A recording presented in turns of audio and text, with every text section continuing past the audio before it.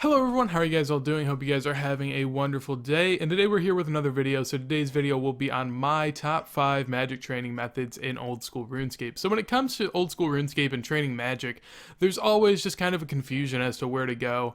There's so many different options. With 4 spellbooks now, you can easily get confused as to which way you want to go about training your magic, and these are my personal 5 favorites. Now there are a lot of things to take into consideration when trying to figure out which magic training method is best for you.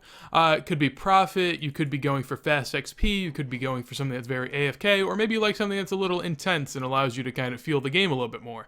Not something I personally like, but in this video I will go ahead and throw out my top 5 favorite in order. Along with that, there will be a couple honorable mentions for very noteworthy training methods that are a little bit obscure that I don't like as much.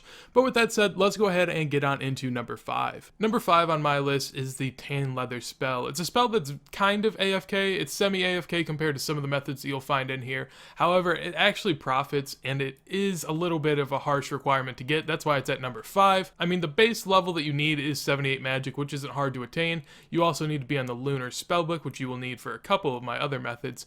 But on top of this, you have to have the Fremenic hard diaries done. It's not too unattainable to someone that's a decently high level. However, it's a little bit of a grind, and can kind of be a hassle to try to go ahead and get. So what the Tan Leather spell does is it tans 5 hides for you at the cost of 2 astrals and 1 nature. So as you guys can see here, whenever I go ahead and cast it, you end up tanning 5 of the 25 leathers in your inventory. Now I recommend if you go ahead and do this yourself that you make sure that you have 3 spaces filled up here so you don't end up using all of these runes to tan 1 stray leather at the end. You will be granted the full experience, however you will only get 1 tan leather, actually costing yourself money rather than profiting. So while the prices may be a little skewed, as you guys can see here, 9.5k is what we have from the 5 that are now tanned, and from the 5 that are untanned basically, and the runes that it costs, you end up at about 9.1. The actual price that I'm working with right now is about a 500 GP profit per cast, and it's a pretty simple cast to use. It's relatively quick, as you guys can see, and overall, basically in an hour, you can cast this spell about 1600 times, which allows you to profit 800k. And a method that allows you to profit 800k while still getting 130k magic XP an hour is a really good method, and that's why I have it on number 5 on my list. And coming in at number 4 is Stun Alking. So Stun Alking is one of the most click-intensive ways I can imagine that you could go ahead and train magic. That's why it's very low on my list.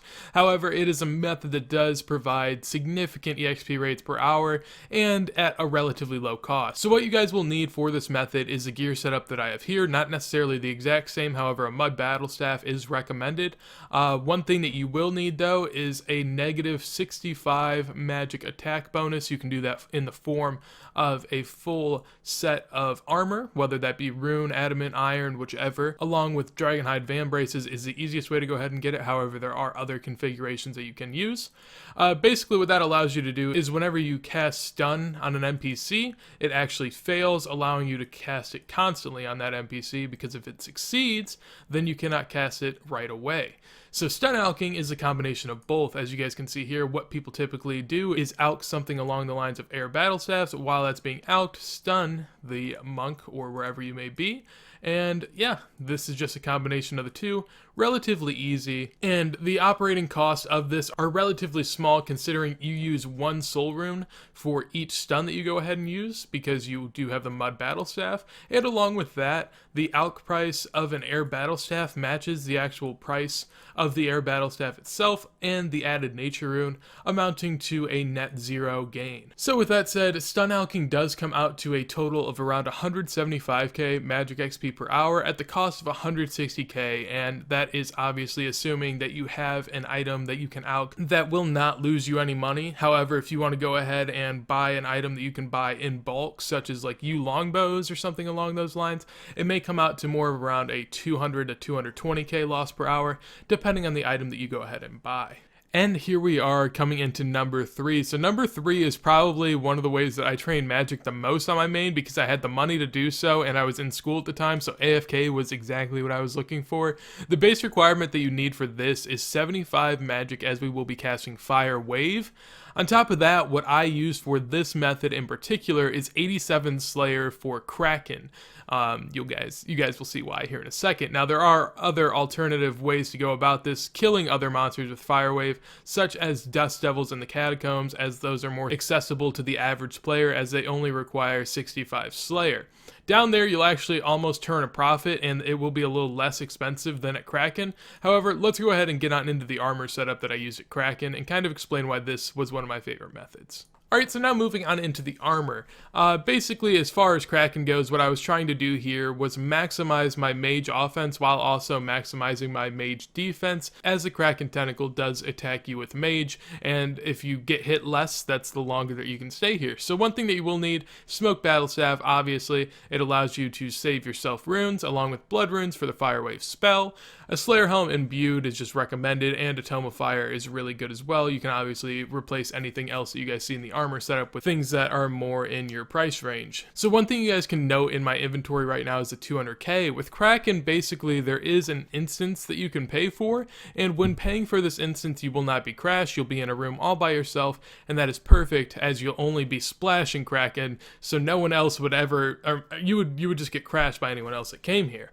Now the one thing that you do have to worry about is the fact that you are getting attacked while you're in here, so if you AFK too long, like absolutely too long, you may actually die, and if you're in an instance, you cannot get any of your items back. So if you think that that might be something that you'll do, make sure to take that into consideration when buying your gear. Now moving on into the method itself, we are now in the cave. All you're going to want to do is go ahead and attack one of the tentacles on the side. Once you've done that, just go ahead and attack Kraken itself. It will never appear on top of the surface as the other 3 tentacles haven't come up themselves. So basically all you're doing is you will be getting attacked by the tentacle while also maging Kraken, which works out really well and allows you to just get AFK magic experience. Now one thing that you guys may be thinking, why do you have that tentacle attacking you?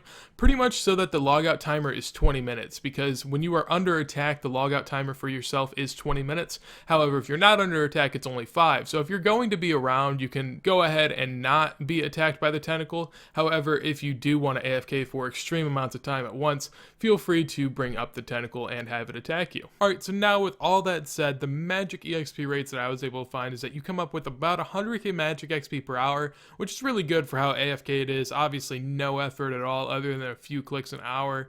On top of that, the cost does come in at 400k per hour, so it's a 4 GP per XP rate.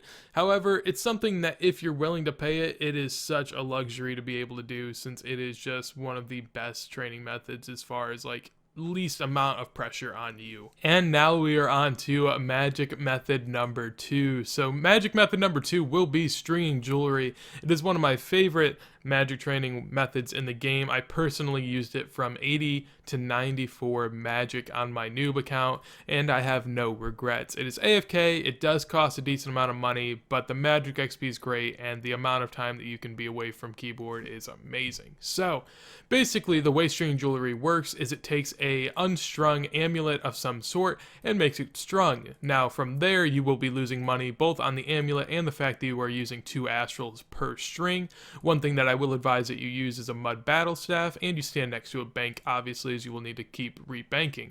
The way the spell works, you click it once and your entire inventory will be strung, and you'll have about a minute's time to yourself to do whatever you please. Now this method obviously does require 80 magic along with the completion of Lunar Isle, which does make it kind of a high requirement, but it is something that is definitely worth it for the people that have money. What I found is that stringing jewelry comes out to around 150k magic XP per hour along with a 700k loss, so that's a pretty hefty loss. However, I see it as worth it considering it saves me so much time and energy, and it allows me to focus on other things both in real life and on my other account. Now one thing to take into account is that you can choose different things to string. Personally, I use unstrung symbols and make them into unblessed symbols. There are other methods to go about it. However, I believe all the other alternatives are more expensive. Something that's commonly used is gold amulets U, and you can decide to do that on your own if you please. Changing up the type of amulet that you use may actually result in a little less cost per hour. However, the overall majority of the money that you spend does come through the actual spell itself and the astrals, so there isn't much of a way to avoid losing money on this method. So the first honorable mention of the video comes in the form of Bake Pie. This does require the lunar spellbook and 65 magic as well, and it is a really good way to train magic if you can do it.